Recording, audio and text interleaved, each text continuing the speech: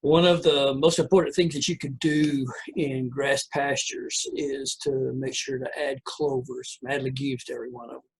That's just one of the basic recommendations that we have uh, really just across the nation.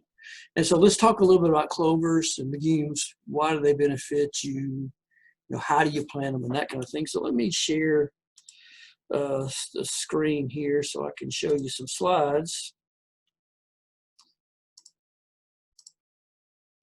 Okay, and so when we start thinking about legumes or clovers, there's a lot of different species to use, and we can think about several benefits that we get from having these in our grass pastures.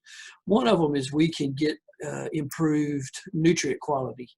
These clovers, these legumes are going to have higher protein and energy content than grasses are. So anytime you start adding those into a grass pasture, you're going to raise the energy and protein content of what those animals are going to be grazing. So that's a pretty big benefit.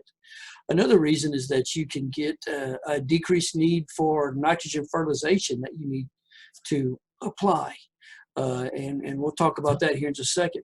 A third reason, and particularly when it comes time to issues we face in Tennessee in this Mid-South areas with Kentucky 31 fescue and fescue toxicosis, adding clovers into Kentucky 31 fescue can reduce some of the symptoms of fescue toxicosis. And then the fourth reason we have listed here is that depending on the clovers that you choose, you can actually lengthen the grazing season some. So from the nitrogen standpoint, the way that these legumes are adding nitrogen to the system is because they have rhizobium bacteria that can attach to the roots. And so you can see in this picture these little white nodules that you can see, and inside those are rhizobium bacteria. What these bacteria do is that they take nitrogen basically from the air and they put it into a form that this legume plant can be able to use to be able to grow and use its nitrogen for protein formation and that kind of thing. Well, what ends up happening is that, as these plants, these legumes are producing roots, and then over time, some of those roots die. Well, some of that nitrogen is in those roots. As well as the leaves. When you have the leaves of these legume plants, as those fall off and get on the ground and begin to degrade, that nitrogen then gets into the soil and is able to be used by the grass plants around it.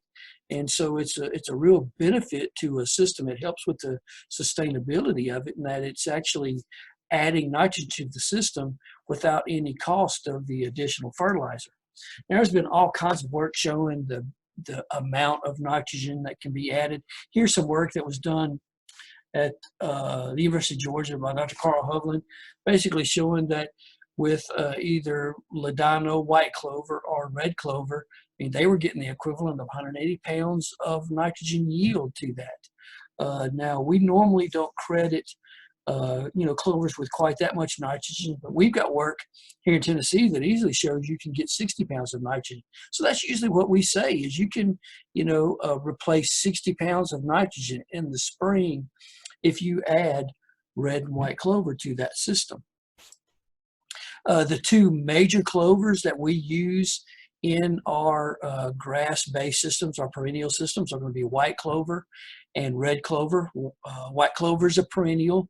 It's going to last for several years. Red clover is a biennial, meaning it basically lives for 2 years. But both of these legumes also can tend to reseed themselves. So when we look at what the recommendations that we have are for planting red white clover, you can plant them in both the spring and the fall. And so one of our best recommendations in terms of getting clover stands into tall fescue is actually coming into that kind of late winter, early spring period, basically the last 2 weeks of February. If you'll come in at that point, the fescue is usually grazed down. It's not growing, so it's not being real competitive. And we recommend that you broadcast 2 pounds of white clover and 4 pounds of red clover per acre. You mix those two and spread those. And if you can get it done before March 1st, it'll get established. We're probably going to have maybe another freeze or two, so that freezing and thawing of the ground helps pull that clover seed in and helps it get established. This is something that works extremely well for us, and we think it's something that we would recommend pretty much for everybody to do. 2 pounds of white clover, 4 pounds of red clover per acre. Now, we normally would think, that everybody needs to have a constant effort every year to put clovers in your grass pastures. The pros that you get are you do get that improvement in the forage quality, both protein and energy. You get nitrogen added to the system, and these legumes, particularly red and white, they mix extremely well with grasses, with tall fescue. Now, there are some negative sides to it. When you start adding legumes in there, it does create some limitations on your herbicide options because these red and white clover, these legumes are going to be sensitive to a lot of the broadleaf herbicides. A second problem is that generally clovers are less competitive than our grasses are, particularly to shading. And so you need to use some management to make sure that you keep those in there.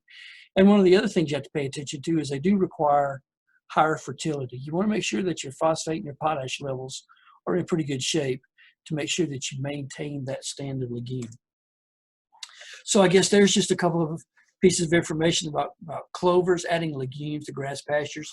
You need to constantly focus on having those because you're going to get better performance from the animals. You're going to get better quality hay off of that, as well as it's going to reduce the cost of inputs because you're not going to have to add nitrogen to that.